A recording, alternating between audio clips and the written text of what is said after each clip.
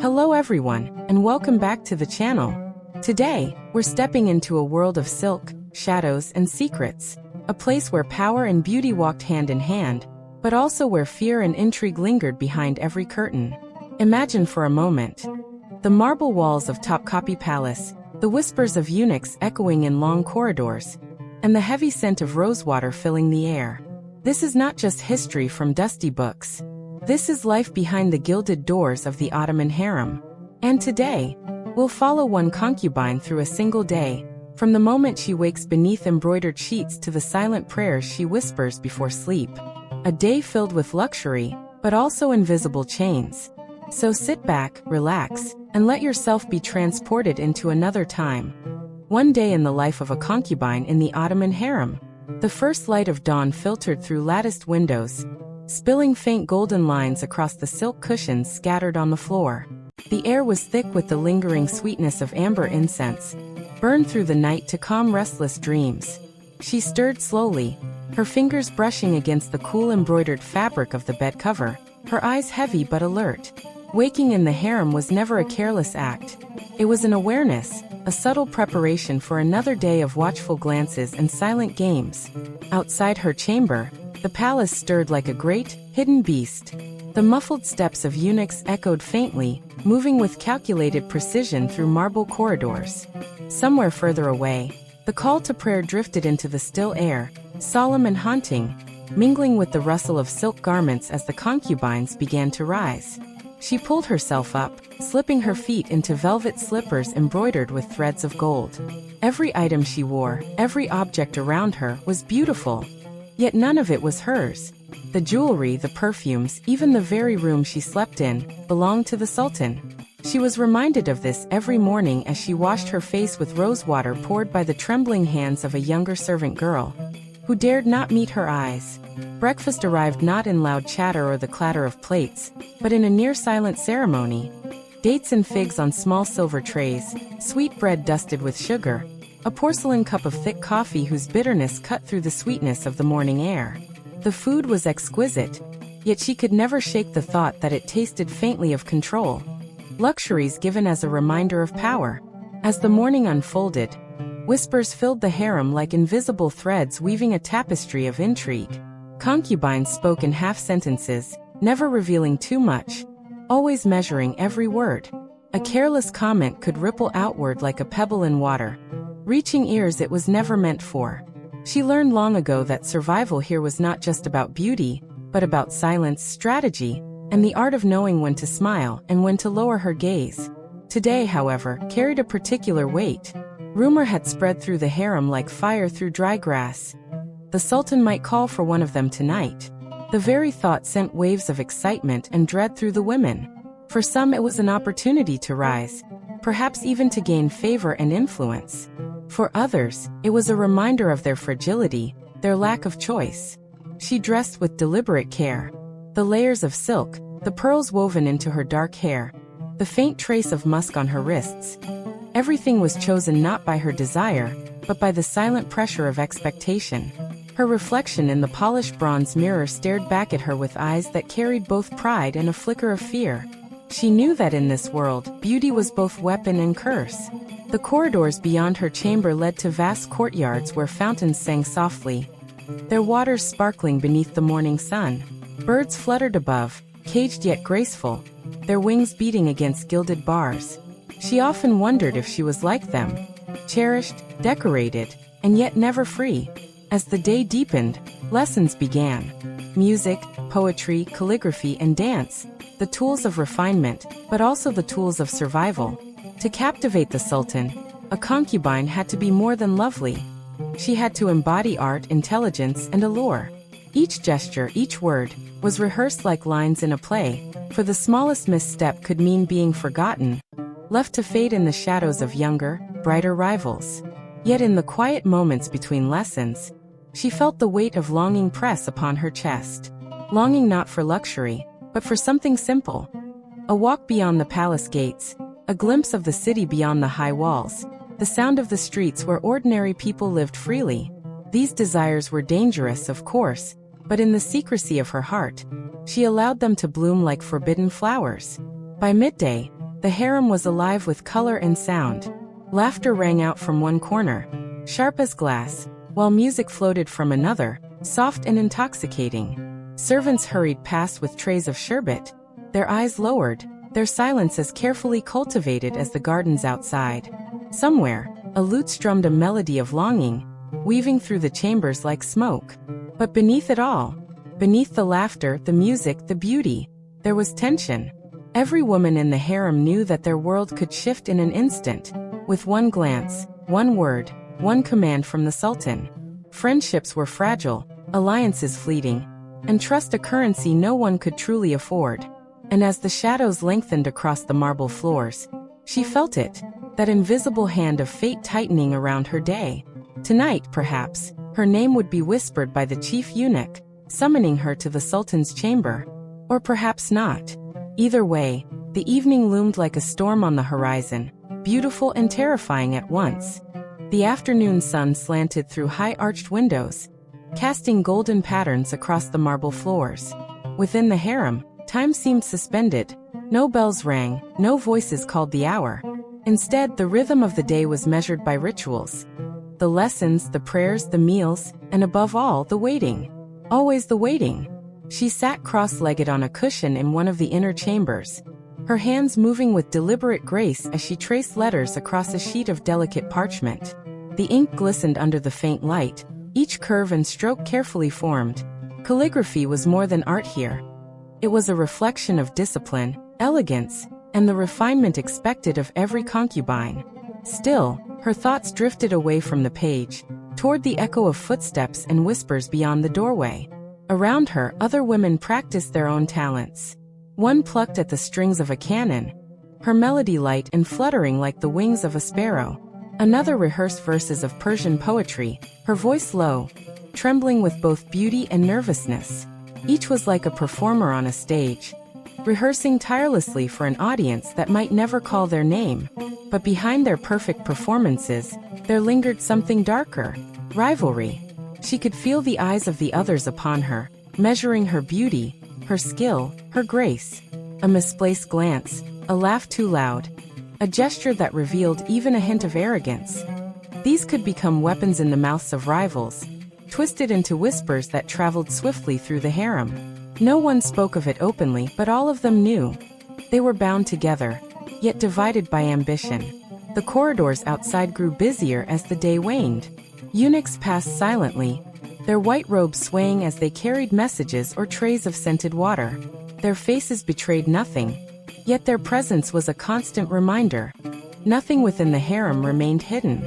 Every glance, every word, every fleeting expression could be observed, carried, and perhaps twisted into a report. When lessons ended, she retreated to the courtyard, where fountains murmured softly, and the shade of orange trees offered brief relief from the heat. She sat among the others, a circle of silks in hues of crimson, sapphire, and gold, like living jewels scattered on the polished stone. The scent of blossoms filled the air, mingling with the distant smoke of incense curling upward into the sky. It was here, in these moments of apparent peace, that the real games began. Conversations bloomed like roses, soft, beautiful, and laced with thorns. One concubine leaned close, whispering a jest about another's attire. Laughter followed, sweet but sharp-edged. Another spoke of the sultan's mood, carefully implying what she might know without revealing how she knew it. Every word was a seed, planted to grow into favor or suspicion. She kept her silence, offering only the occasional smile. Silence, she had learned, could be both shield and weapon. Let others weave their webs. She would not step into them so easily. Still, in the corner of her vision, she noticed the gaze of a rival. Sharp, calculating, almost hungry. It sent a chill down her spine despite the warm sun overhead. By late afternoon, the palace shifted once more. Servants lit lamps along the corridors, their flames flickering gently against painted walls. The air cooled, carrying with it the faint sound of the city beyond the palace gates. Voices, wheels on stone, the life of a world she could not touch. She closed her eyes briefly, imagining the crowded bazaars, the colors of spices, the rough laughter of merchants. To dream of such freedom was dangerous, but she could not help it.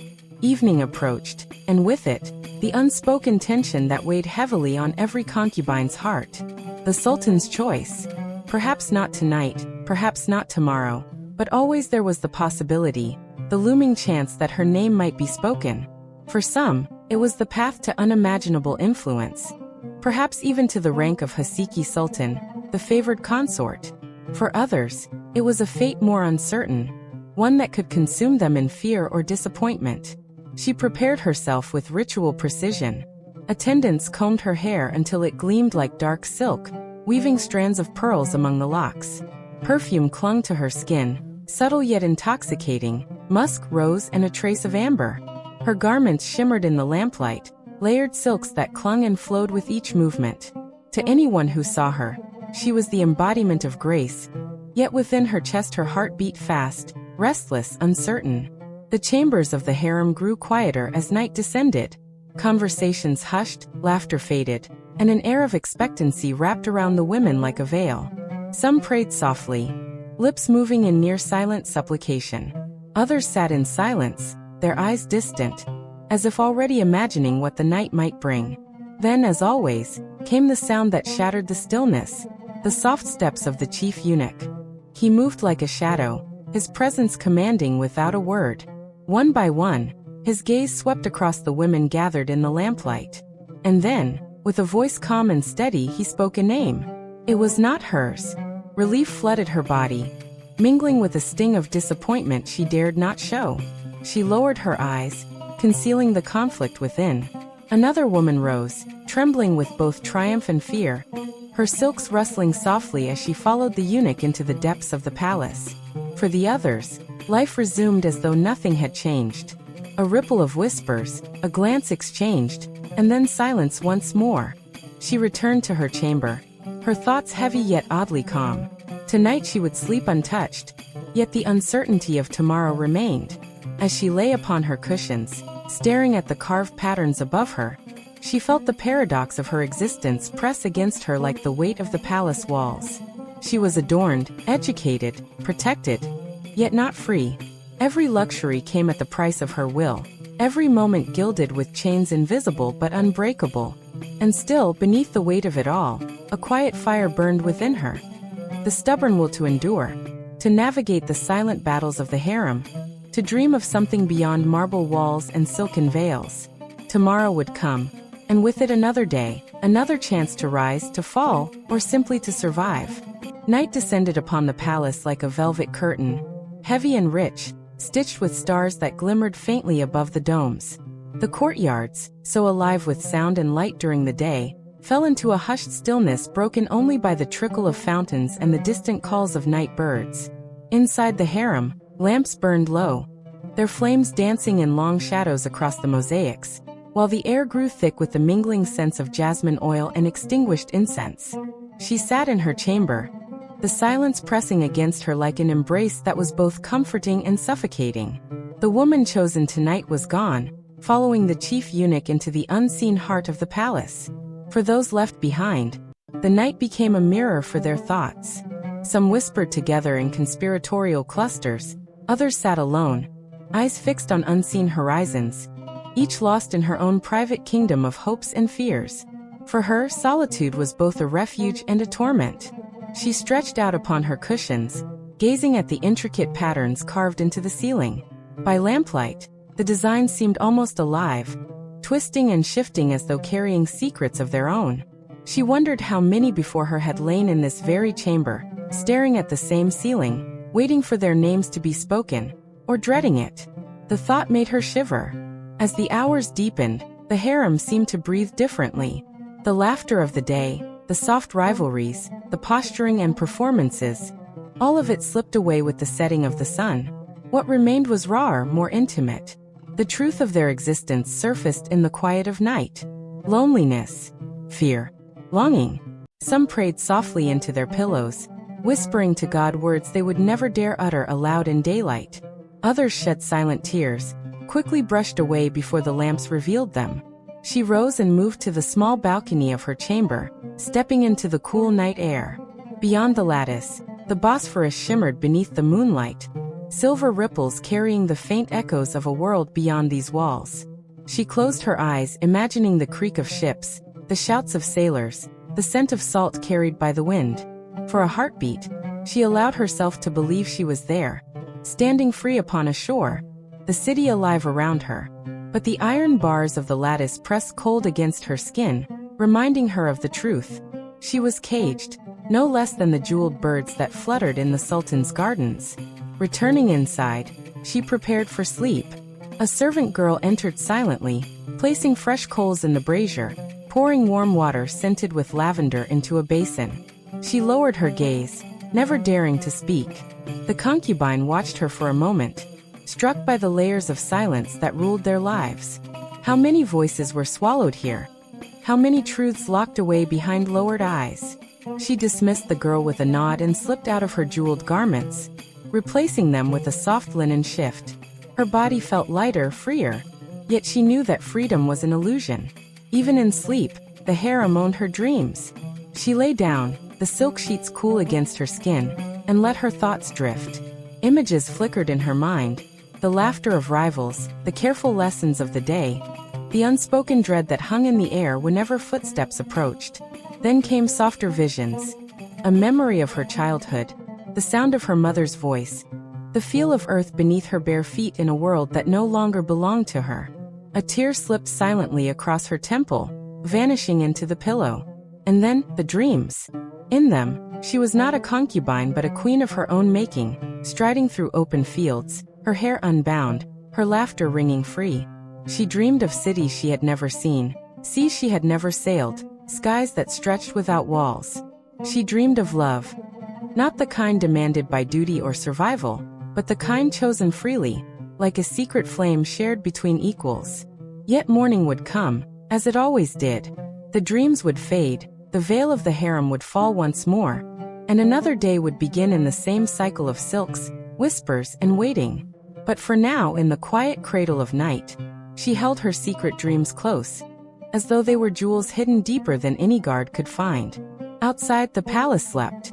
The domes gleamed beneath the moon, the fountains whispered their endless song, and the women of the harem lay scattered in their chambers, each one adorned, each one imprisoned, each one dreaming her own forbidden dream.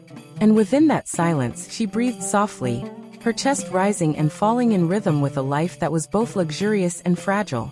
Tomorrow perhaps her fate would shift, or perhaps not. In the harem, time was both endless and fleeting, a river whose current carried them all toward unknown shores. But tonight, for this one night, she allowed herself to simply exist. Wrapped in shadows and silks, in prayers and dreams, she surrendered to the night.